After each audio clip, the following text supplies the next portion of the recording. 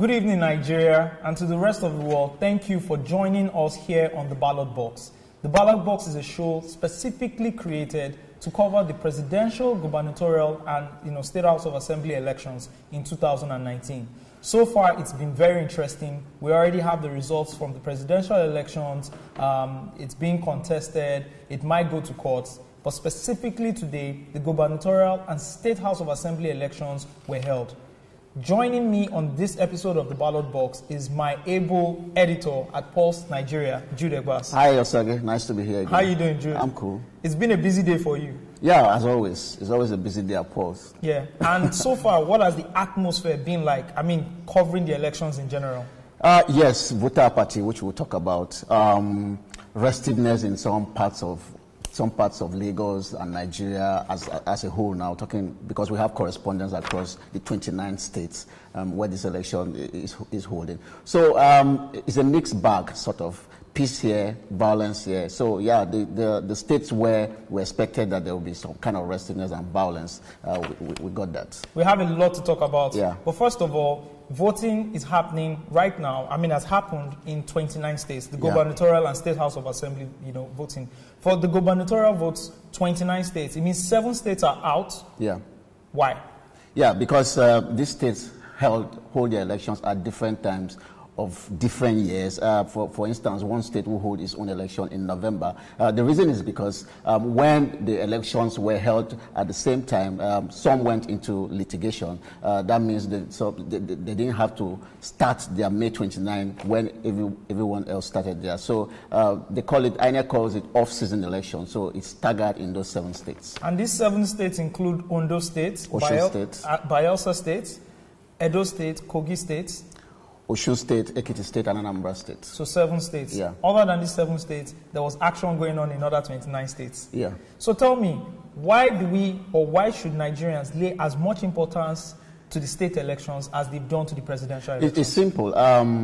Governors are the closest to the grassroots, especially in a democracy where the third tier of government, that's the local government, has practically been killed. So what happens is that state governors take allocations from Abuja, which is something they do every month, cap in hand, go to Abuja, collect federal allocation, and then come back to their states and decide what to give to the local governments. So state governors are very, very powerful, and especially because some states have budgets that dwarf the budgets of some African countries. We have Lagos, for instance, that has a budget of 800 and something billion naira, and internally generated revenue monthly that comes to 34 billion or thereabouts. So states in Nigeria are very powerful, and governors control the patronage network from the grassroots. So state elections are governorship elections are the most important, if you ask me, in Nigeria. Do you think this importance you've talked about is relayed to Lagosians, to people in other states? Do Nigerians understand this importance, and do they apply this importance as to how they come out to vote, or just their general involvement in civic governance? I don't think so, because going out to cover the elections today, you could see the crowds were thinning out. In some polling units, you barely had 100 people. We went to as many polling units as we could cover in Lagos today, and most young people would rather play football. We saw a lot of street kids. A lot of kids on the street playing football and all of that. So we seem to attach too much importance to the center while forgetting that the states are actually the most powerful, because if we're a federation, then we have to pay attention to the units, and that's the states. Some will say that, in reaction to what you said, that people are just reacting to how, there was pockets of violence in some of the regions 2 weeks ago, and, they are just disinterested in, some of the alleged rigging and all that. And these factors have somehow, played out in the minds of, Nigerians, and that's why they haven't stepped up to the polling units. Yeah, and there's also the reason where, especially what Atiku said, that people didn't come out to vote because he was rigged out the last time. That's a political statement. Saraki also said that there's voter apathy when he voted in Kwara because the vote was militarized. So it's neither here nor there. But I think that the core reason is that we attach too much importance in Nigeria to the presidency, to the center. And you can understand why. Nigeria's president is actually one of the most powerful in the world. So we think it must begin and end with him. But if we call ourselves a federation, like we should be, whether there's restructuring or not, we have to begin to pay attention to local government and governorship elections. And the best time to have started it was today, but we didn't see that on the streets. Well, guys, we were out on the streets. Pulse was out on the streets of Lagos. We visited several polling units, and we also had, interesting interviews with the APC gubernatorial candidate, Babajide Sanwo-Olu. So we'd like to play that video for you right now. And before that video comes in, what was the feeling like? Describe the fair to begin to judge now. At least my own polling booth, I think we had a little bit of a card reader issue for about an hour, right? But it's been resolved now, right? And everybody is here. I think it's going okay from what we can see. It's pretty orderly, and there are no cause for alarm. Right, at least in this polling booth, right? So compared to last time we voted, I think it's pretty much the same calmness, coolness, especially at this polling unit. Well, I'm not sure that those will be very absolute issues. There could be issues that would start at 7 o'clock, and by 9 o'clock you sort it out, right? Like I said, even here, there was a card reader issue, and within an hour, it's been resolved. There could be other teething problems, issue, which I'm sure as we speak here, they're resolving them, right? And I believe that in terms of logistics, they've done a fairly good job, right? So let us just continue to exercise a bit of patience, and let's not, judge by a single incident. We've got over 13,000 polling units in Lagos alone, right? So it's just to continue to commend them. And gentlemen of the media, let's probably just continue to propagate all of the things we see, right? And encourage others that we've started seeing good issues here, good results coming out in terms of voter turnout, in terms of the orderliness. Let it also reflect in other parts, of the state and of the country at large, Today makes it exactly 6 months. It was on the 9th of September, right, that I actually collected the APC gubernatorial form. So I think it's divine by some way. And so today being the 9th of March, is exactly 6 months today. And so if you ask me the same question 6 months ago, it will be the same answer I'm going to give you today, right? I'd gone into the race believing and knowing that it is for who has done the greater job, who has done the better bit of it. And I think I have done it. I have been on every face. I've been on every part of the state. I believe that I have listened to people. I believe that we have communicated, we have engaged all stakeholders, and I'm imagining that all of that will come to test today, as in who will be their preferred candidate. So you heard it from the horse's mouth, from the APC gubernatorial candidate, Babajide Sanwo-Olu. He was at his polling unit. Of course, Pulse was there to hear his thoughts. What are your thoughts on Babajide Sanwo-Olu? Let's start with him before we move to the PDP gubernatorial candidates. Yeah, I'm charismatic, like every politician in Lagos. Lagos is quite blessed. I'll tell you why in a second. Because we have very enlightened people running for this office. You don't get that in several states. He likes to show off. And you can see that in his body language. You can see that in the fist bump he was giving. I mean, as soon as he walked in, he was just trying to make everybody cool, to be calm with everything. And he was just enjoying himself out there in Ikoyi. And you could see that this is someone who just likes to have fun. Yeah, that's the kind of person Sanwo-Olu is. And what about Jimmy Agbaje? Eloquence. He's not a stranger to running for this office, and he's been a politician for most of his life. Unlike Sanwo-Olu, who has been working in the Lagos State government setup, but hasn't really contested for any position before. He was a banker before that. Sanwo-Olu. Agbaje, this is his third time of running, if I'm not mistaken, and he wants to change Lagos by freeing Lagos from the stranglehold of the APC and the body-long godfather. That has been his message, and let's see how this goes. So the results are trickling in, but we have no confirmed numbers as of now, so we can't confirm, who's in the lead or who's left behind. I think when these numbers do come in, we will be able to share them with you. Let's move on to voter apathy. This is, of course, we've seen this and we've heard of allegations, we've seen videos across Nigeria. What are your thoughts on this? Like we said before, Nigerians have to do more when it comes to voting. You have a PVC for a reason. In a state like Lagos, where we've said this over and over again. In a state like Lagos, where you have 6 million registered voters, I will be surprised, Osage, if we have 20% voter turnout across the country from what we have been getting from different states. The presidential election turnout was 35.6%. Down from 44% in 2015. So instead of progressing in terms of people actually going out to vote, we are retrogressing, and this is a worrying sign. And you know, to pick on that, why do you think we've had that drop in percentage from 4 years ago? I think people generally think that their votes will not count. They feel that the system will work against them, whatever they do. They feel that in anything that comes up, whether they vote or not, it doesn't really matter. The establishment will rig anyway. So a lot of young people sit back and say, okay, to hell with the entire process. But I think that's not a good reaction. If we really want to change, we have to participate anyway, because the old guard, like we like to call them, won't be there forever. You led me to my next question. The young people. Young people in Nigeria make up the largest percentage of the population, if you're looking at the age demography. Why are young people disinterested? It seems like they're interested on social media, but when it comes to walking the walk, they seem disinterested. What do you think the unique problem is? It worries me too, because when it comes to Big Brother auditions, they are scaling fences, they are carrying sleeping bags to wherever these auditions will take place. But when it comes to elections, there's apathy. So I think this whole thing about young people getting interested, it's something we really have to keep talking about. Because you vote during Big Brother.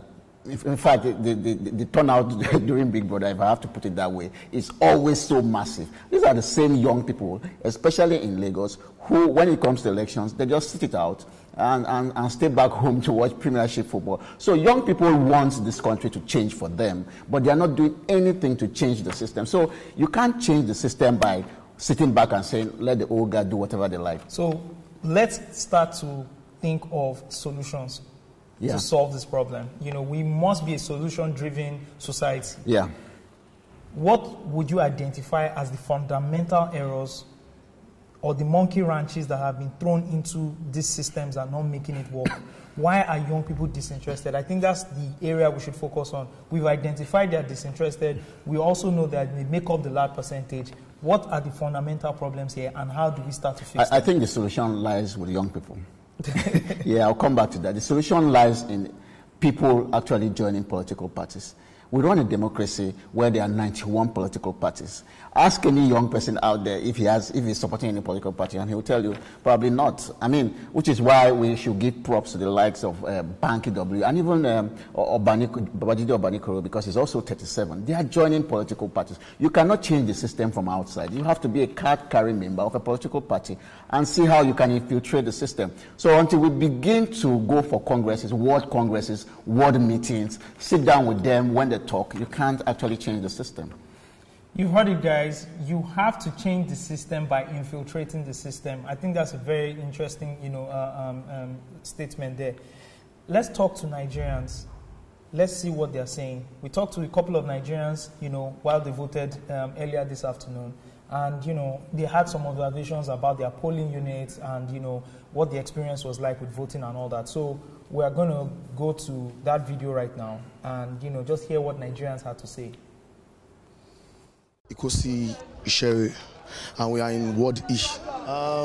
So far, they came late today because they came around to 12. So people are not been starting voting, but we are there, right, sir? Well, the election is peaceful and the turnout is quite low, not like what we experienced the last time. And this place is Shomori Local Government, Ward A, polling unit 31. At least we have to see at least more than 50 voters. I think it's still cool for this polling unit. The election is all right. Okay, Jambi. But Lagos State someone is a governor. So no crowd, no violence. Go see wala. Everything okay. Under months, by the grace of God. We hope, hopefully, and we hope so. I don't know in Nigeria, but I know in Shomolu. Shomolu is peaceful. Yes, it all depends on individual. I'm rating well now. He perform well. Actually, he tried very well. But I believe that Sanwo will continue from there. And Sanwo will try more than that for us. I'll give it 80%. No, the man is quite a performer. The man really performs. Doesn't mean that you cannot rob him, you can't rob him off of that particular something. The man has really tried. He did perfectly. He did well. He did well. That is, the new governor will continue where he stops.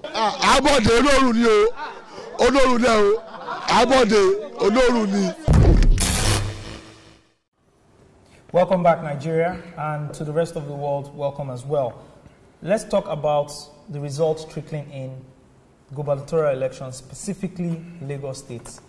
Can you give us some numbers, please? Yeah, we started off today by covering the election in Sanwo-Olu's polling unit, Femi Okunu Street, Lateef Jakonde in Ikoyi, and we already have the result from that polling unit. Sanwo-Olu won that polling unit by 124 to 26. That is, Agbaje got 26 votes in that polling unit. Sanwo-Olu got 124.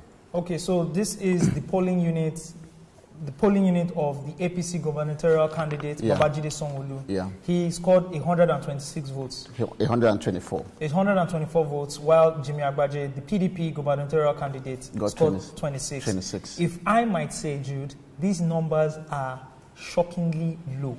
Yes, and this is the first confirmed number we got before getting into the studio, but we've been seeing numbers from different local governments across but specifically Lagos. For this polling unit, yeah. You know, these are the two biggest gubernatorial candidates for Lagos State, and they are not scoring, each is not scoring up to 200 Yeah, votes. it goes back to the apathy we're talking about. So we're talking about turnout here. Yeah, people didn't just show up. Yeah, turnout was very bad, and everywhere we went to... This is very shocking. Yeah, everywhere we went to as we drove, I think the only place we saw some kind of crowd was in Ajegunle, in Apapa local government, where we saw, some what you could call sizable crowd, but everywhere else in Lagos today was just a sprinkling of people. In fact, in some polling units, the electoral officers were actually bored. They were sleeping off because there was nobody to attend to. You know, so it's poor. It was poor turnout across Lagos, and I dare say across Nigeria as well. Very shocking. Very shocking. Do we have more results? Yes, Jimmy Agbaje, the governorship candidate of the PDP, lost his polling unit. He got 80 votes. Sanwo-Olu of the APC got 84 votes. So again, close shave. Yeah, close shave. But again, very low numbers. Yeah, low numbers, and the signs not looking good at this moment for Agbaje. Wow, I mean, it's just shocking. The low numbers are really, really, really shocking, and I think that's the the most shocking thing. I mean, the numbers are still coming in, so let's see. It's too early to call out anything right now. I would say so also for the other 28 states. I think it's too early. Yeah. Let's talk about election violence. Well, any signs of violence anywhere? Yes, Osage, before the elections today, the INEC office, that's the Independent National Electoral Commission office in Akwa Ibom, was burned down. We also saw that in Rivers, where some journalists were kidnapped. Thankfully, we hear now that they've been freed. Before you go on, let's hear from Nigerians again, specifically Lagosians, what they would expect from their next governor. The incoming governor, you're working into a structure that already works. Let the people feel more involved in the development of Lagos. Say no to ethnic and tribal issues, and let's basically build this nation. I mean, Lagos has come so far. It's a metropolitan city. Are you kidding? Lagos is like the New York. So it's just about traffic situation. Please make it better, and let everyone play a part. Let everyone feel like this governance is on their shoulder as much as is on his shoulder. I'm expecting him to work more on the security, and the toll plaza. it was the taxpayers' money they used in building it. And I shouldn't reason why they should subject us to paying money on daily basis. Those on that axis, they are crying day and night. The agony they subjected them to by that toll something. So I'm expecting the incoming governor to actually scrap and get rid of that toll gate. Whoever that emerges today should continue with the ongoing projects. We should not abandon it, abandon those projects, you know, because they say government is continuum, you know, so there should be continuity. So even I thought they are coming with their own new ideas or new programs, but they should not abandon the one that has, are on ground. In terms of the entertainment industry, we want to see more partnerships. We want to see more partnerships in, people in small businesses as well. We definitely want to see a lot more businesses erupt in Lagos and, lifestyle up notch, as always. So you heard it from Lagosians, including a couple of celebrities we saw there. Yeah. So back to the violence. Yes. You were talking about in a few states. Yeah, Delta State continues to be a state where we continue to watch in every election. Rivers State as well, and even in Lagos today, we heard just before we got on live TV that a lawmaker was actually attacked in Surulere. So it's bad all around, and we have to do something about making sure that our elections are violence-free. I think it boils down to us making elections look like a do-or-die affair, and then talks hijack the process, run with ballot boxes, someone comes to attack them. So it keeps happening, and it's not good that at this stage of our democracy, 20 years and counting, we are still having incidents like this across the country. Several incidents, some alleged, some happened. We can't confirm. We have unconfirmed reports. We have confirmed reports. Journalists kidnapped in some cities. Journalists attacked. Lawmakers kidnapped. An INEC observer shot in one state. So it's really bad. Do you think we should have the government or the lawmakers, or we should set specific sort of punishments for this kind of violence that occurs during this electoral period? I think it should be separate from your regular laws that you set, because not like Buhari's prescription for stealing ballot boxes. That's coming from the president, and I'm just saying, because there's a lot of importance tied to the elections, and if people can dare to kidnap a journalist or attack a lawmaker, I think there should be severe punishments laid out. Yeah, and we even forgot one instance where a BBC journalist was attacked here in Lagos. Somebody, a politician attacked, or even slapped a BBC journalist. Like you said, it's correct. There should be laws for these kind of things. I'm talking of laws outside of the Electoral Act and outside of the Constitution. I think that's what you were talking about. Yeah. All right, so we also heard that some offices were burnt in Ebonyi, Benue, and Akwa Ibom. Yeah, and INEC lost sensitive materials in these offices. I wouldn't be surprised if in some states INEC is not able to conclude elections, because if you burn materials on the day of voting, like we saw in Ebonyi, Benue, and Akwa Ibom the day before election, that means INEC has to reprint those sensitive materials, and that means a couple of states will probably have rerun elections probably tomorrow or next. So it messes up the entire system. It messes up our democracy. I don't see why arsonists will go burn INEC offices. And it also says something about security in these offices, in INEC offices and registration centers. We have a number of police officers in this country who should protect INEC offices at times like this. I don't think we're doing enough of that. I agree. We also heard the EFCC reportedly arrested, someone with bags of money in Makurdi. One of the most shocking scenes from today. That's a couple of Ghana Must Go bags loaded to the brim with I think that looks like 500 Naira notes. EFCC actually released this statement. It happens somewhere in the North Bank in Makurdi, Benue State. And according to the EFCC, when they arrested the guys with the money, they mentioned the name of the APC governorship candidate in Benue State as the person who gave them that money. So allegedly from the EFCC now, this money was supposed to be used for vote buying. And EFCC said their staff and their bosses were actually vandalized and attacked because they took this money. So yeah, a couple of stories as well across the country of vote buying. So while we talk about violence, the culture of vote buying, as a matter of fact, in Delta State,